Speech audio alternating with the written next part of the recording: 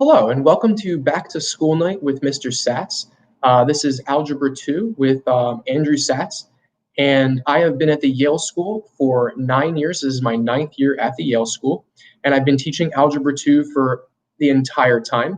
When I got here, I actually began developing a specialized curriculum that builds on the skills that are taught in the Algebra 1 class here in order to accommodate for all of our social learning activities that we provide over the school year.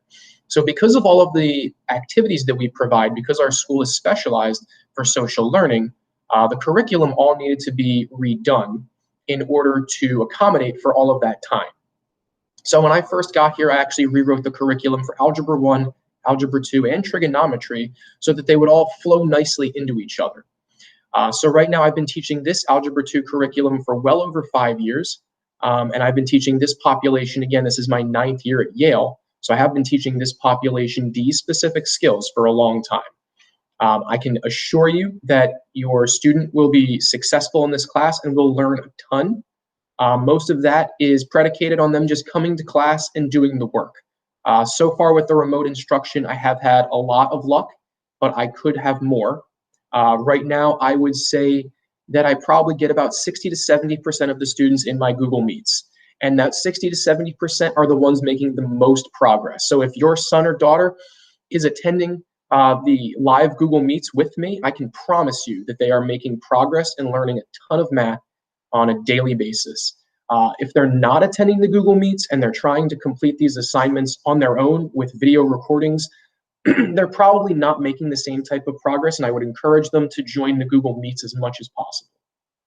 The next thing I want to go over are the topics that we're going to be studying in this class. Since I got here, I have not used any textbooks. I believe the textbooks can be outdated, but the internet really can't be. The internet has every resource that you could ever look for. So I've been using the internet for 9 years now. I have not used any of the textbooks. And I think that because of that, it's put me and my students in a very good position right now for this remote instruction. Now I'd like to go over what the topics are that we'll be studying this year in Algebra 2. And the Algebra 2 curriculum is literally built off of the Algebra 1 curriculum. So where Algebra 1 stops, Algebra 2 picks up. I do review just about everything. I realize that these types of math isn't the most useful on a daily basis. So students forget these things. So I literally build this from the ground up. So if you're worried that your student may not remember Algebra 1 because they had geometry in between, maybe they weren't so great at Algebra 1, I'm going to be reviewing just about everything they're going to be able to need in order to be successful in the class.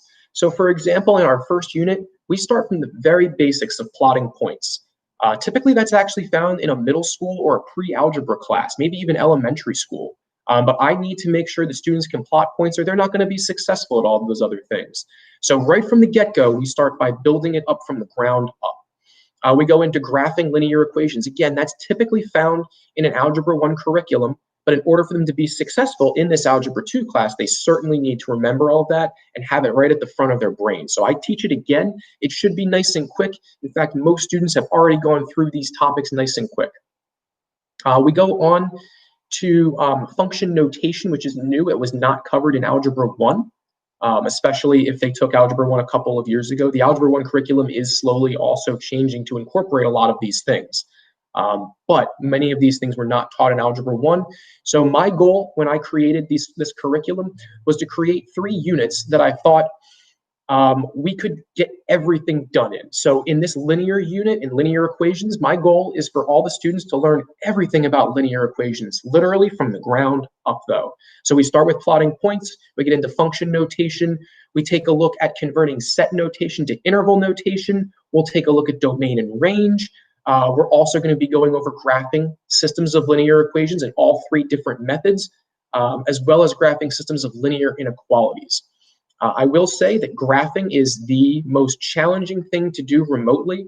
So if you're looking at this list and you went and talked to your student and they're saying, hey, we didn't graph linear inequalities, I have put that on the back burner because the graphing is not the easiest thing to do online. So I'm really hoping for more students to come and for our hybrid model to become more in person so that we can do more things with graphing, and especially in inequalities, we need to be able to do shading, which becomes very difficult when we're working in Google Slides.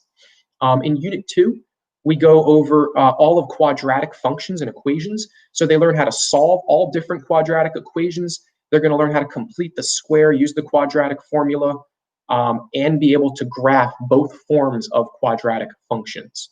So that basically takes care of all of quadratics in any math curriculum that you'd ever find.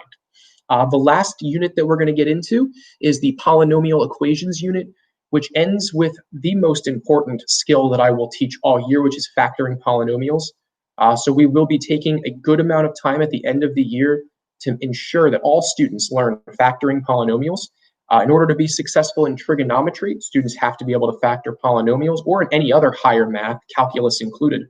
They have to be able to factor polynomials. So we spend a lot of time doing that, making sure they're ready for trig.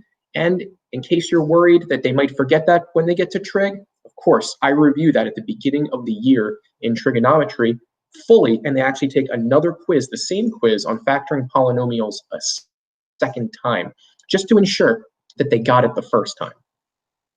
If you guys ever need to reach out to me directly, the easiest way to reach out to me is through the homeroom teacher of your student. They can get in touch with me that day very easily. You can also get in touch with me directly by emailing me, asatz@yaleschoolnj.com. It's the same thing as the homeroom teacher, except my first initial, which is A, and my last name, which is Satz, S-A-T-Z. And you can email me directly there if you have any questions or concerns. But I look forward to working with all of these students and teaching them as much math as they can handle.